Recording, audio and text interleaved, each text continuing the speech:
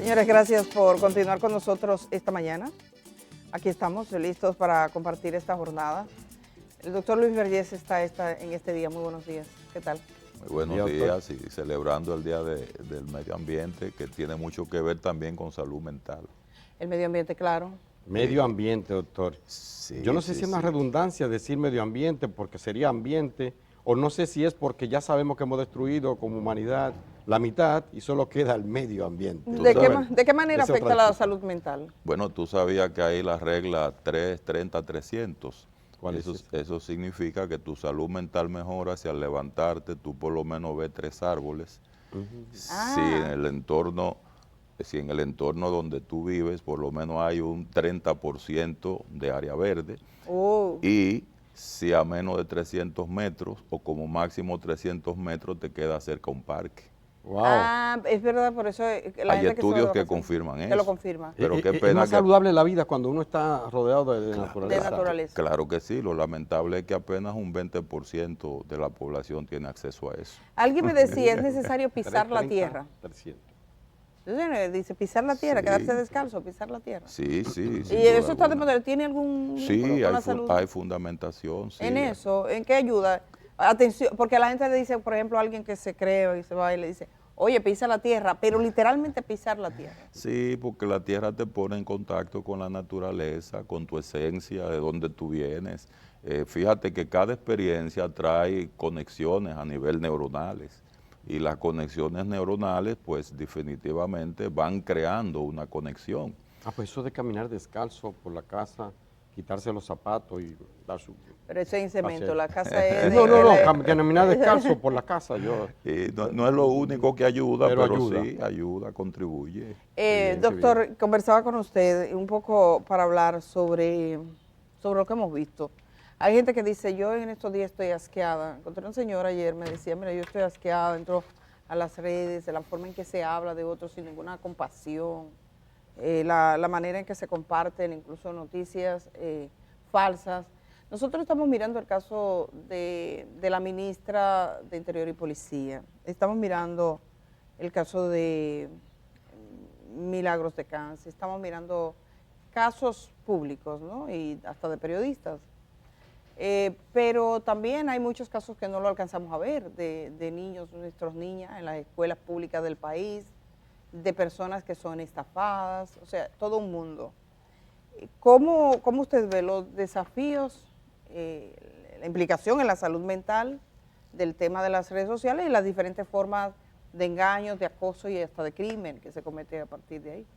No, sin duda es preocupante y te voy a decir que eso no viene desde ahora. Ya por los años 90 tuvimos un caso internacional de acoso de esa naturaleza que trajo como resultado el primer suicidio y resulta que el acosador vivía en Holanda y la persona acosada vivía en Canadá, una muchachita de unos 13 años. Él logró sacarle una foto en una conversación y convenció a esta muchacha de que mostrara los senos. Y él investigó la manera, miren esto, de investigar el colegio donde ella estudiaba y comenzó a chantajear a esta muchachita. Y como ella no se dio al chantaje, compartió esa foto a todos los compañeros del colegio y comenzaron en el recreo a vociferarse, la actriz porno le vociferaban a la niña. La cambiaron 2 veces de colegio, el acosador investigó 2 veces más y el final fue que se suicidó. Ese fue el primer caso internacional. Miren, desde los años 60, ya Víctor Frank, sobreviviente de los campos de concentración, categorizaba a las personas entre los que practicaban la decencia y los que practicaban la indecencia. Y él decía con mucha preocupación que los que practicaban la indecencia cada vez era un grupo mayor que los que practicaban la decencia. Ahora resulta que los que están practicando la decencia cada vez son más, la indecencia, son cada vez más ricos. Y los que practicamos la decencia... Porque monetizan. Porque sí, se monetiza la indecencia. Se está monetizando la indecencia. Y cuando te hablo de monetizar, ahí tengo que hablarte de una regla del comportamiento que se llama la ley del reforzamiento social. ¿Qué es lo que uno va a practicar? Aquello que se premia.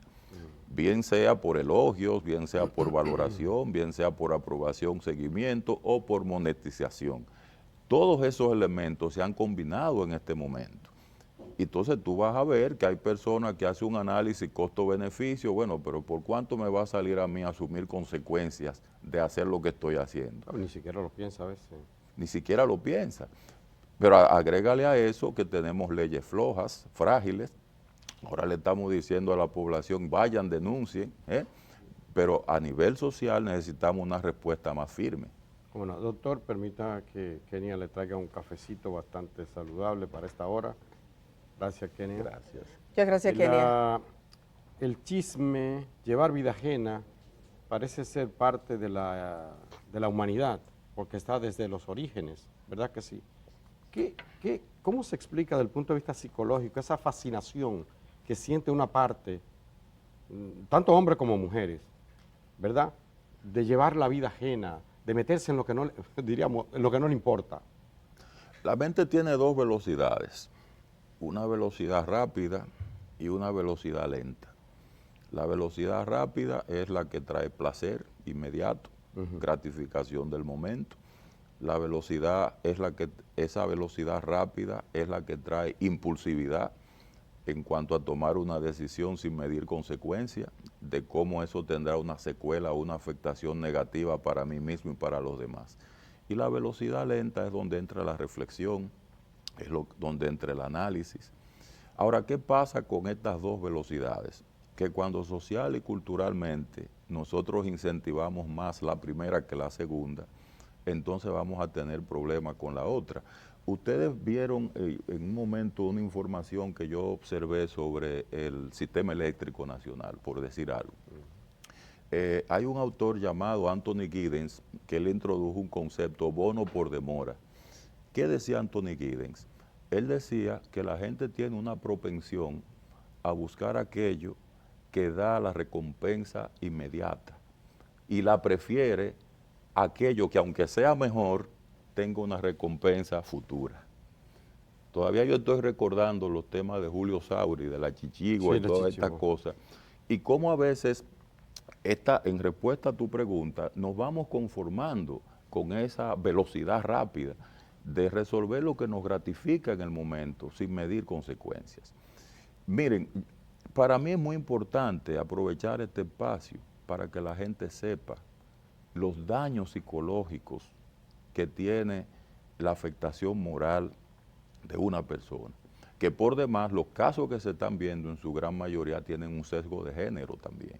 Sí, en la mayoría son mujeres. Son mujeres, tienen un sesgo de género. ¿Y por qué tienen un sesgo de género? Porque una sociedad tan machista como la nuestra, la sexualidad se convierte en un expediente en contra de las mujeres. Ah, mira, qué interesante. Sí, se convierte en un expediente en contra de las mujeres. No así en relación al hombre. Es un atributo. Es un atributo. Entonces, eso también tenemos que cuidarlo porque lo que llaman la transversalización de género nos invita a hacer esa reflexión de ese tratamiento diferenciado que tenemos que tomar en consideración cuando se abordan ciertos temas. Hay lo que nosotros llamamos el estigma social. Cuando se desacredita públicamente a una persona por temas que la exponen públicamente en una situación donde es avergonzada, no tan solo eso representa un riesgo para la salud mental, sino para la vida misma, porque hemos tenido ya muchos casos de suicidio por esa causa. Estamos hablando del descrito, fundado en verdad y en mentiras, en hechos ciertos o no ciertos. El descrédito, porque hay gente que se inventa una historia, o sea, una infamia, y comienza a regar esa infamia de cualquier persona, y otros que se inmiscuyen en la vida ajena de forma directa. O sea, qué sé yo, alguien que tiene una relación, una cosa que no está preparado para decirlo, ponga usted, pero también tiene usted el caso de la gente que le inventa, hace daño igual. Bueno, ahí entran los aspectos particulares de cada quien. Fíjate que no todo el mundo tiene la misma vulnerabilidad psicológica para responder ante la presión. Hay personas que ante un estímulo menor también cometen locuras. Hay otras personas que tienden a ser más desenfadadas, más resilientes, algunos le dicen son más sinvergüenza o no le hacen caso a las cosas, pero en términos generales, pues obviamente hay una afectación. Lo fundamental aquí es que se entienda que el que acosa, porque ya estas son estrategias de acoso, el que acosa tiene un perfil. Fíjate que la persona que acosa suele necesitar tener poder y control sobre el otro. Es lo que quiere. Cuando, Es lo que busca. Y es lo que busca. Y cuando descubre que tiene poder y control sobre el otro, entonces, si el otro es vulnerable y no tiene un mecanismo de defensa para neutralizar el acoso, cada vez será más víctima. Eso está muy bien estudiado en la psicología. Está también estudiado que se plantea que el acosador siempre será más acosador si no hay algo que lo detenga, y el acosado será cada vez más acosado. Efectivamente, ahí va yo, doctor. Entonces, ¿cómo desactivar, cómo romper el cablecito rojo ahí de esa bomba? ¿Cómo romper con eso? ¿Cómo yo desactivo? Me quieren acosar, me están ahí fastidiando, se inventan algo y empiezan a hablar de fulanito. ¿Cómo yo desactivo eso? A lo que más en este tiempo. Sí, así es. A lo que más miedo le teme un acosador es a ser descubierto como acosador y a ser develado como tal públicamente. Fíjate que tan pronto el acosador es develado como tal, Cesa la cosa. tiende a cesar, y además de que tiende a cesar, pues muchas veces ahí tú descubres que no son ni enfermos mentales, ni que son personas que están fuera de control, que son personas que sí sabían lo que estaban haciendo. Y en segundo lugar, cuando hay una equidad en el tema de la fuerza, porque ven acá, cuando el otro te responde... Eso es como el que filo con filo. Exacto, cuando el otro te responde con el mismo poder que tú tienes, entonces se neutraliza el tuyo. Ahí entra lo que un autor llamado Kaufman describía como la paradoja del poder. La gente que abusa del poder es la persona más cobarde, porque le teme al otro que puede usar poder en Eso contra puede explicar suya. entonces, doctor, la reacción que se ha producido, lo voy a decir claramente, en una de las personas que están y qué motivo de esta conversación. Decía, ahora es que esto comienza, tengo tal cosa, tengo pruebas, y vamos por otro. Y ahora que está, hasta malito se ha puesto. Y dice, yo pido perdón a fulano, yo pido excusa al presidente, yo pido excusa a no sé cuál. No ha dicho, mira, yo era un habladorazo, como dijo ayer el doctor Valerio aquí. Mira, yo soy un mentiroso, yo me inventé tales cosas. No ha dicho eso. Pero sí, yo pido disculpas. Si yo lo ofendí, yo pido disculpas. Eso que usted está diciendo cuando aparece, mira, te someto, vamos a la justicia, ahí empieza a recular. ¿Eso es lo que explica esto? Sí, porque te estoy describiendo una teoría que se apoya en una ley del comportamiento humano. Humanos. Sin duda alguna. Entonces, eso es así. El problema está que si la persona acosada permanece en una posición de vulnerabilidad, entonces ahí tenemos lo que llamamos un contrato implícito. Entonces sí hay que responder, sí hay que responder. Claro, claro. Es que si no responde te aplastan. A mí quizás no me preocupa tanto que exista una persona que se dedique a acosar a otra o que tenga la intención de hacer daño, porque en la humanidad siempre ha sido así. Sino el hecho de que encuentre un colchón social que le sea favorable, que la gente comparta el insulto, que compartimos de manera irresponsable la información que sabemos no es cierta o no está documentada, que los políticos la usen como estrategia de campaña, que la pongan sin ningún tipo de ética dentro de sus programas, aunque no estén escritos. A mí me gustaría que usted nos hablara en este sentido, o sea, porque para que eso sea efectivo, para que alguien pueda mentir, acosar, llevar, difamar y vivir de eso, y que eso le reditúe, le dé dinero, le dé connotación pública, necesita una sociedad que le cree ese colchón. Y de eso es que estamos hablando, quizás sería la parte más riesgosa de mi punto de vista, no sé qué piensa usted. Yo creo que es la parte más lógica, porque incluso sería hasta irresponsable nosotros intentar resolver este problema atacando individualidades. Porque fíjate que lo que la sociedad crea, muchas veces queremos resolverlo a partir de personas particulares. Y las reglas sociales que crean estos subproductos siguen intactas. Y definitivamente aquí, por omisión o acción, todos somos responsables porque hemos permitido que lleguemos hasta donde hemos llegado. Y yo a veces escucho formulaciones del tipo, no, es un tema de redes sociales. Esto no comenzó con redes sociales. Antes de que se popularizaran las redes sociales, ya nosotros veíamos cómo se aplaudían a ciertos comunicadores que se dedicaban a eso y estaban en medios formales. Entonces, ¿qué pasó ahí?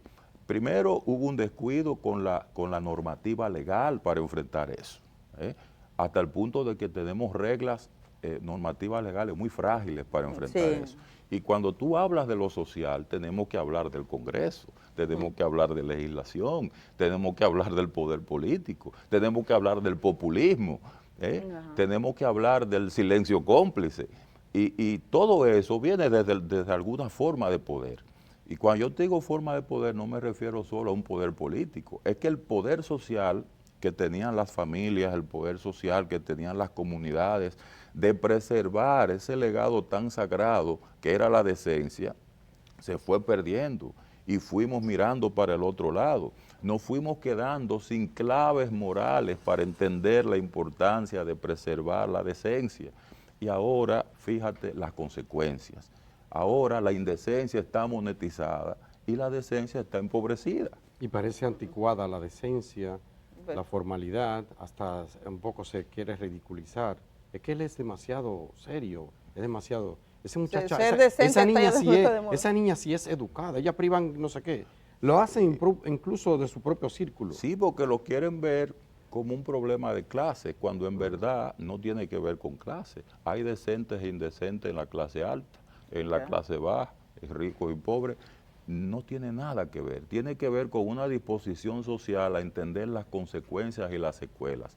Yo estoy esperanzado ahora en este contexto que tenemos porque estamos asustados. Y tú sabes que el miedo es un motivador muy grande para el cambio. Y parece que ya mucha gente se está dando cuenta de que eso no... de que necesita un freno. Que nos puede perjudicar a todos. A mí sí me llama esto la atención, lo que usted dice de la indecencia monetizada. Tenemos a Amelia, que ha estado también pendiente de lo que la gente nos está comunicando, lo que la gente nos está diciendo. Entonces, doctor, como referencia a su pantalla adelante, porque Amelia está a su lado. Amelia, por favor, cuéntanos. Bueno, precisamente, Edith, a propósito de esa frase, ¿no?, de que la indecencia está monetizada, me gustaría preguntarle al doctor sobre el discurso de odio, porque parecería que también está de moda no solamente emitir a través de las plataformas, digamos que discursos como el que acaba de decir, bueno, tal vez considerados indecentes, pero ¿qué pasa con todo el que comenta debajo?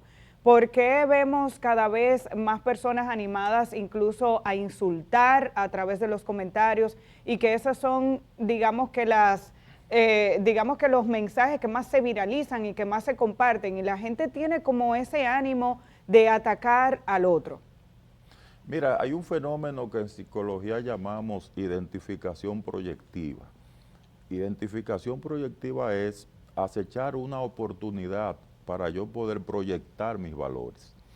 Y estas personas que son hostiles, estas personas que están frustradas porque tal vez no han logrado cosas que tú lograste o que lograron ustedes, o que enarbolan ideologías que son de dominación, ideologías que son de persecución y de acoso, cuando ven a alguien que está pasando por un mal momento y por alguna razón esa persona queda en una posición de vulnerabilidad, entonces ahí hacen ese proceso de proyección, identificándose con el discurso de odio al que tú te refieres y otras narrativas.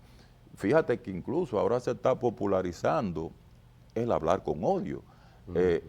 Yo a veces ahora, a raíz del proceso migratorio, la aplicación de las políticas migratorias, yo me puse a pensar un día, digo, pero ven acá, ¿por qué hay que enojarse tanto para aplicar una política migratoria?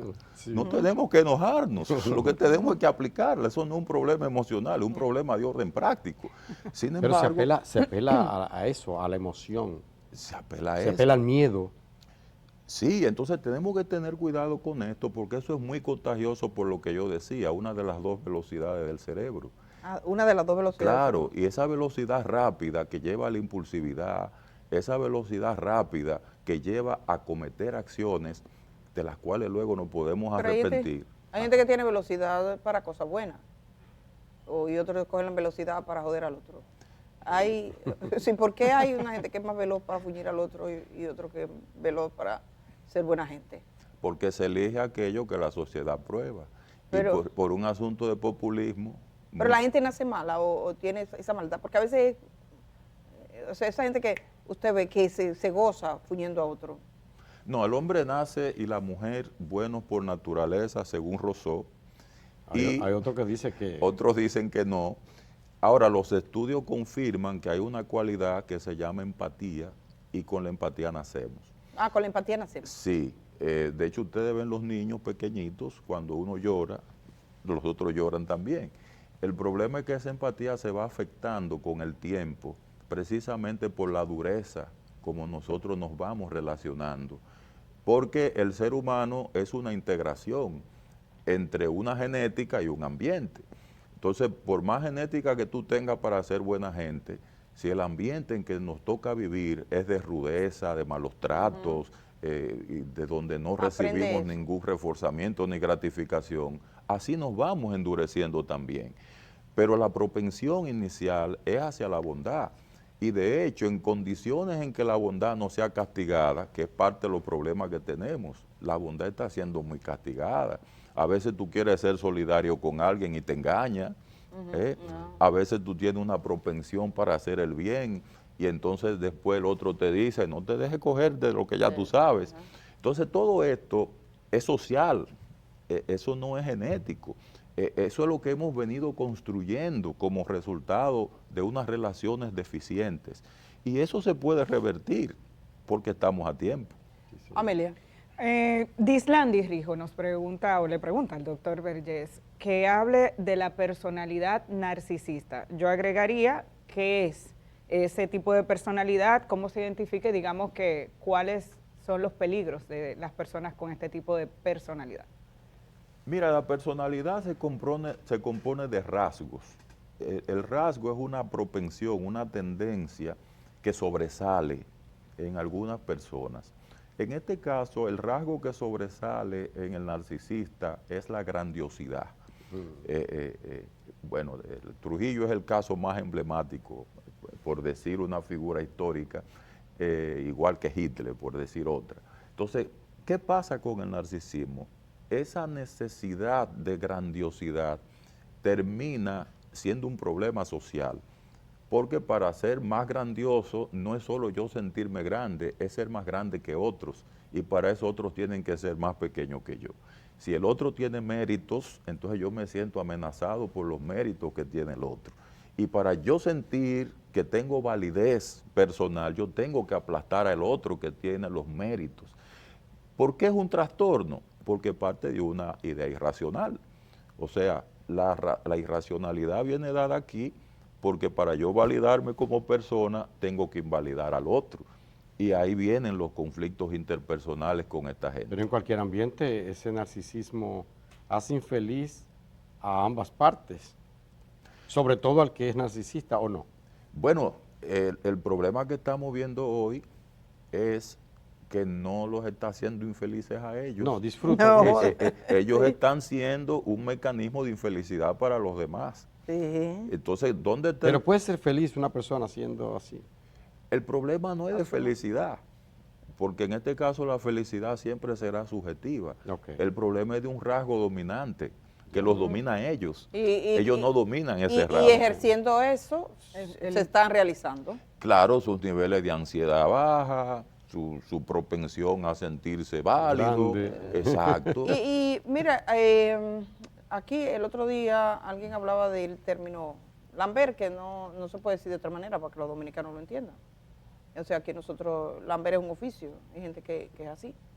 Entonces, usted encuentra gente que es muy así, muy doblada frente al que tiene poder, más poder que él, y es un dictador con aquel que está en una posición menor. ¿Por qué pasa esto? O sea, tú eres, por ejemplo, gente que es muy solícita para en el ambiente donde se encuentra con un igual o con alguien superior, pero después puede ser, vamos a poner un ejemplo, en una escala de laboral. Estás en el centro de esa jerarquía, eres así, con todo, con el que tiene poder y con el de abajo eres un león. o una leona, porque también las mujeres lo ejecutan. ¿Cómo se explica eso? Mira, Sennett, un sociólogo muy destacado, porque este es un fenómeno muy sociológico, él decía que los mismos instrumentos que nosotros utilizamos para la libertad son los mismos que nos están llevando a la indignidad. Y la libertad se construye sobre la base de valores que son pilares, que son fundamentales. ¿Qué ha pasado? Nosotros hemos tenido una trayectoria de opresión muy grande. De hecho, en nuestro país, ustedes saben que originalmente fue colonizado, las raíces de la colonia todavía se mantienen. ¿Tanto tiempo? Sí, porque es una mentalidad que se va Que una construye. cultura. claro, es una estructura mental que va quedando. Y va quedando precisamente por dos rasgos. El rasgo jerárquico, donde el que importa es el que está arriba, y el rasgo de dominación, el que tiene el poder sobre el otro. Entonces, ¿quién queda vulnerable en esa posición? El que está abajo. Sí. Entonces, hay un aprendizaje social y cultural de que el que está abajo es menos, Se le machaca. el que está arriba es más, y ahí viene entonces esa propensión. Claro, eso no es generalizable a todo el mundo, porque existe también la sensibilidad humana que mucha gente preserva. Pero esa tendencia está. Por eso ya hoy no se habla de violencia tan solo en términos jerárquicos, del de arriba hacia abajo. Se habla de violencia horizontal, donde el que está a tu lado también te puede golpear, y se habla de violencia ascendente, donde incluso el que está debajo puede organizarse para violentar al que considera que está más arriba. Hay una Mira, canción de Julio Iglesias que dice, vuela hijo, vuela alto.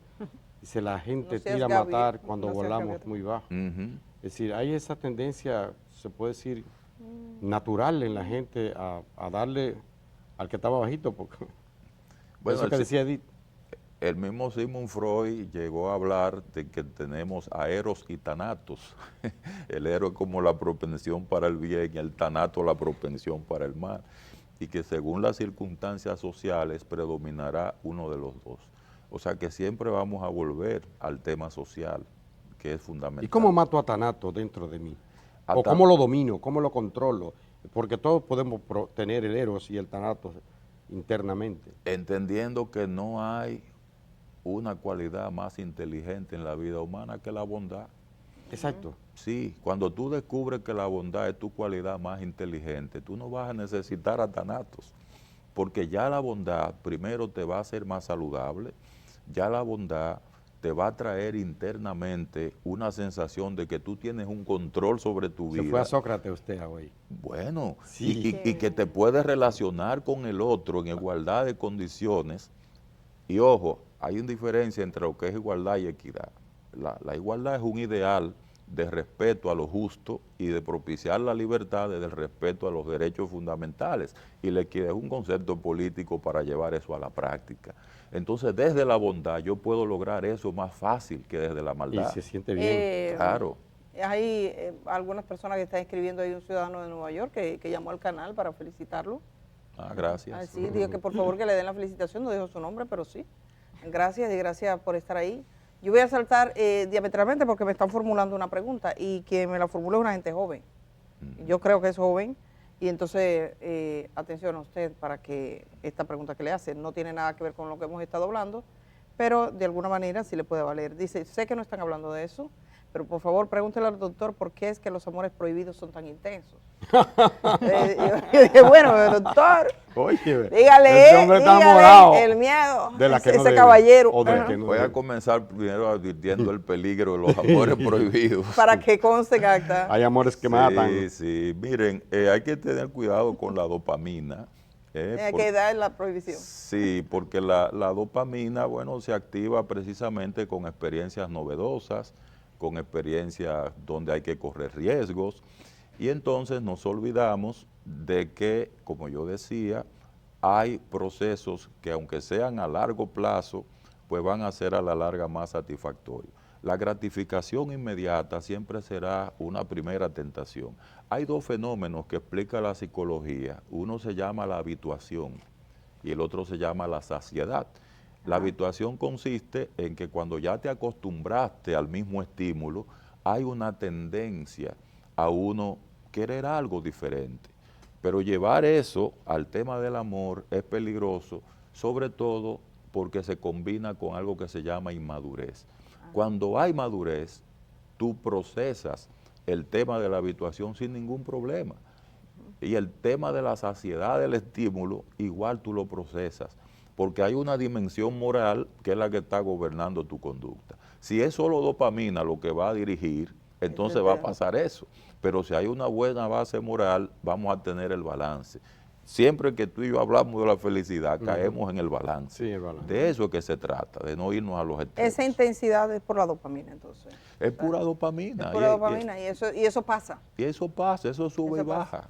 Y Sí. puedes adquirir dopamina haciendo otras cosas también, sin imagino meterte que en problemas. Mucha gente se sentó con usted como psicólogo alguna vez y le dice, doctor, lo que me está pasando es esto, yo no puedo. Entonces, usted le ayuda. Vale la pena buscar ayuda cuando eso pasa, ¿no? También, Claro, porque a veces no se puede solo. Vale la pena porque fíjate, muchas veces se desconocen estas informaciones. Tan pronto la persona adquiere la información correcta, científicamente válida, siente un control dentro de sí mismo. Y se le despeja el camino. Se le despeja Doctor, el camino. Hay un estudio, aquí hay un evento de universidades, dice que el 35% de los universitarios tienen problemas mentales de algún tipo. Miércoles.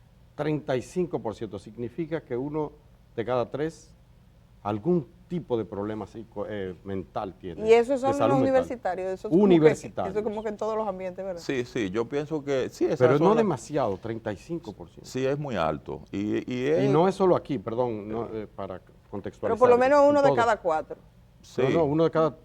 ¿Cómo uno de cada en la 4? vida.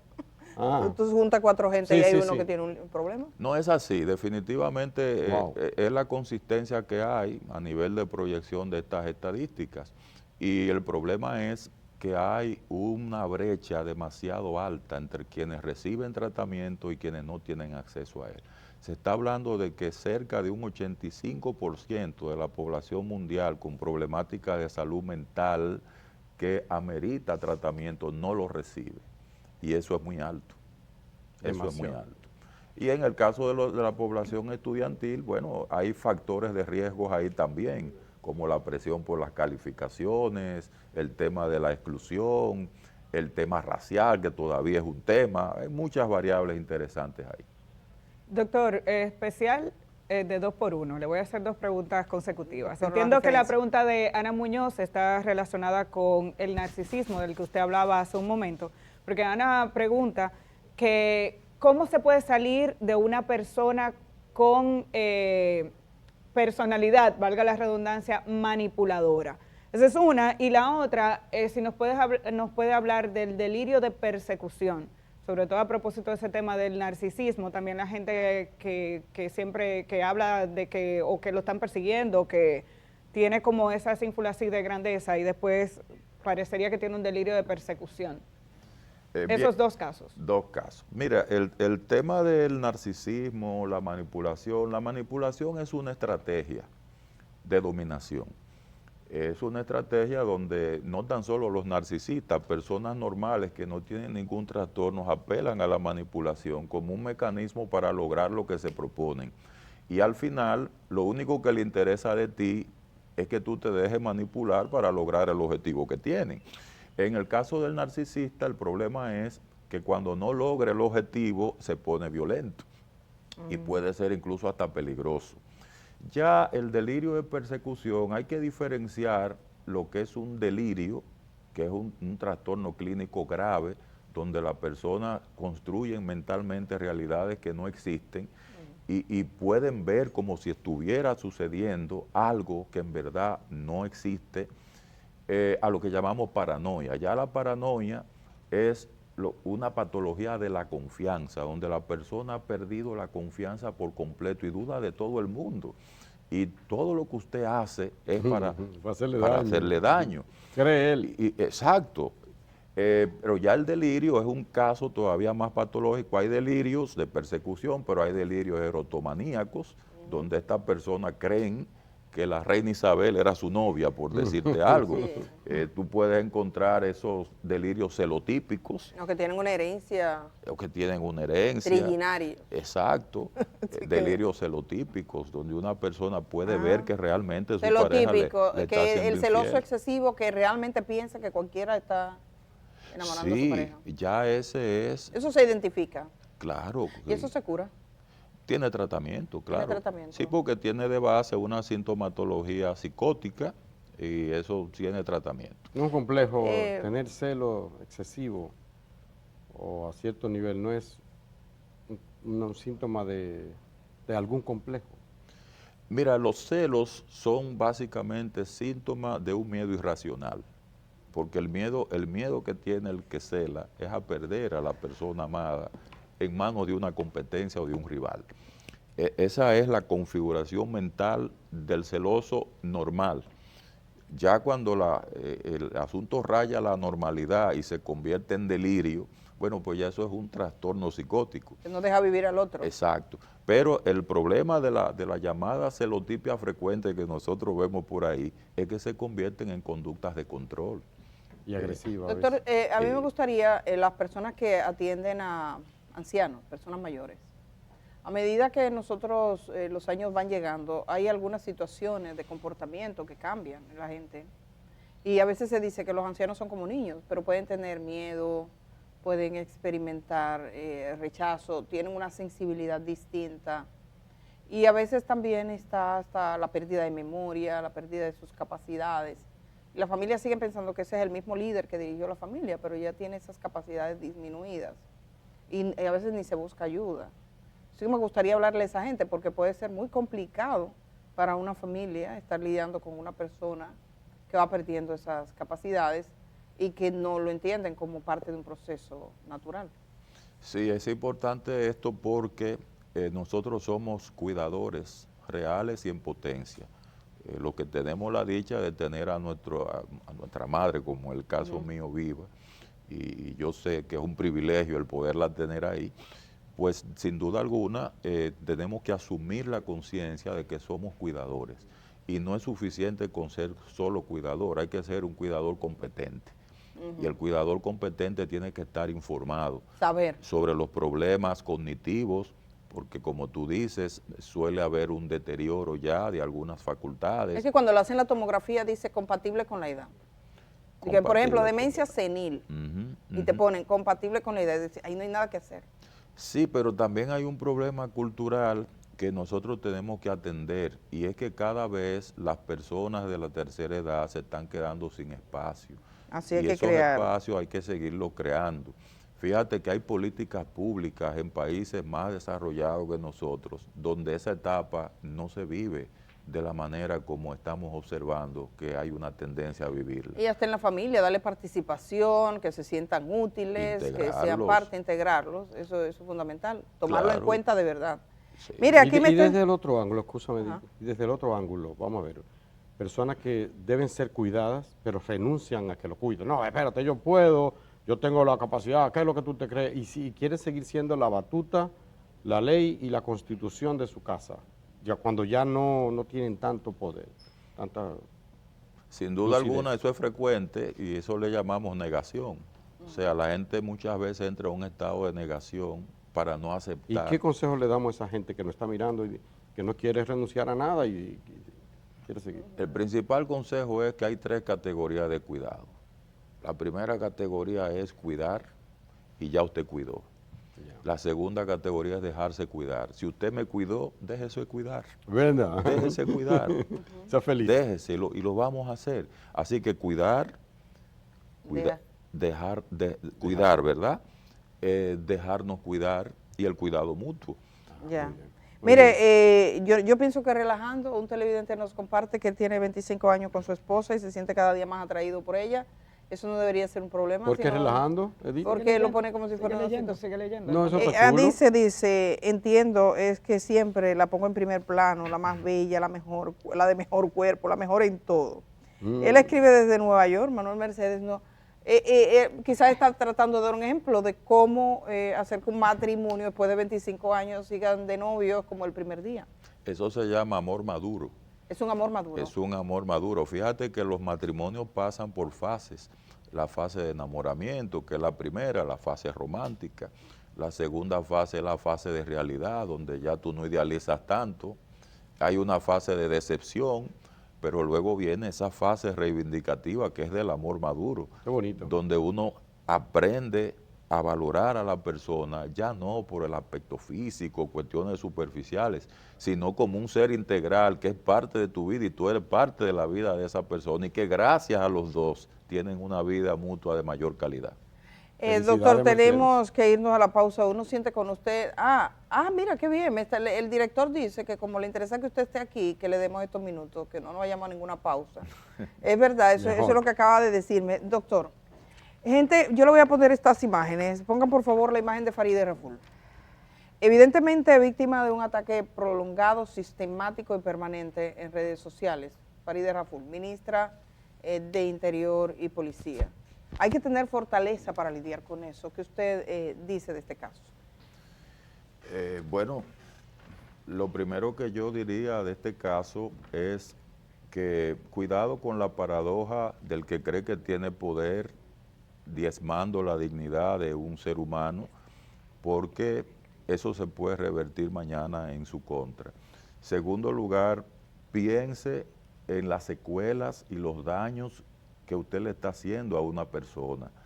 Secuelas que pueden ir desde trastornos de sueño, secuelas que pueden ir desde procesos de depresión, de ansiedad, lastimar incluso varias generaciones, porque esta persona que es madre, pero las hijas tendrán nietos, son generaciones que se lastiman cuando esto. Hay que saber que el verdadero legado que tiene un ser humano es el legado de su dignidad.